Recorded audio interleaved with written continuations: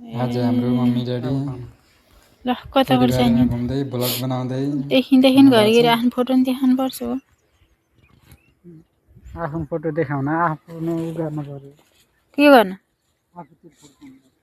पर्खिन हजुर देखिए म फोटो अहिले देखाउनु होला भन्नु न ड्याडी चाहिँ केही बोल्ने हैन बोल्नु नि ड्याडी किन नबोलेको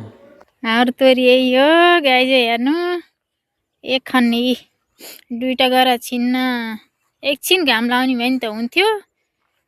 पानी आउला जस्तो गरे 4-5 दिन भइसक्यो रुँदिएर बसेको गाह्रो छ हेर्नु यो दुईटा गरेर भर्खर फुल खेले कोसा पनि हालिसके तोरी त राम्रो छ नराम्रो त छैन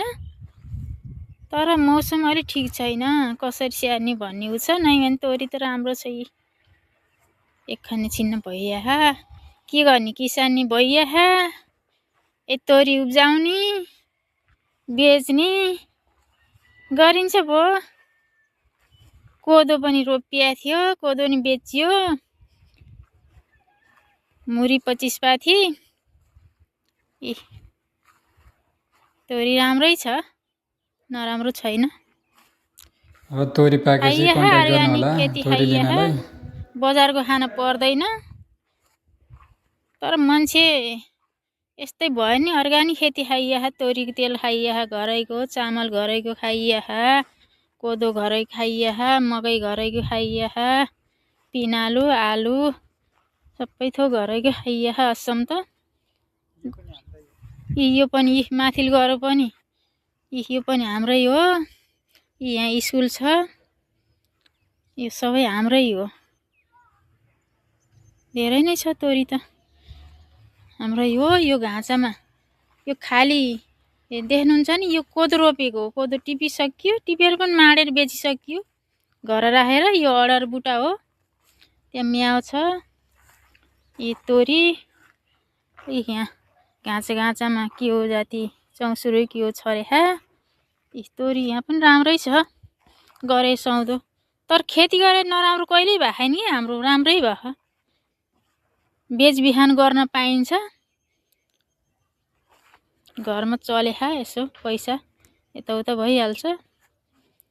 छोराले कमाएको यसो बचाउने के हानी ब्याज लाउने गरिन्छ यो आलु यही हो आलु पनि राम्रै छ आलु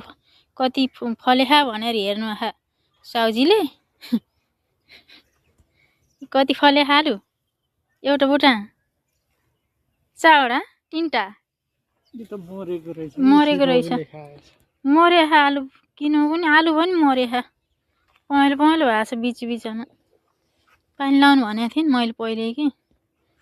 पानी नलाएर हो कि सबै खडेले खाएको यो आलु हो यो आलु आलु आलु आलु पनि राम्रो हुन्थ्यो हामीले बिचमा पानी लाइएन के आलुलाई अलि एक कुरीको भएपछि पानी लाउनु पर्ने रहेछ के रे पानी लाउनखेरि यहाँ अलि दुःख रहेछ पानी लाइएन आलुलाई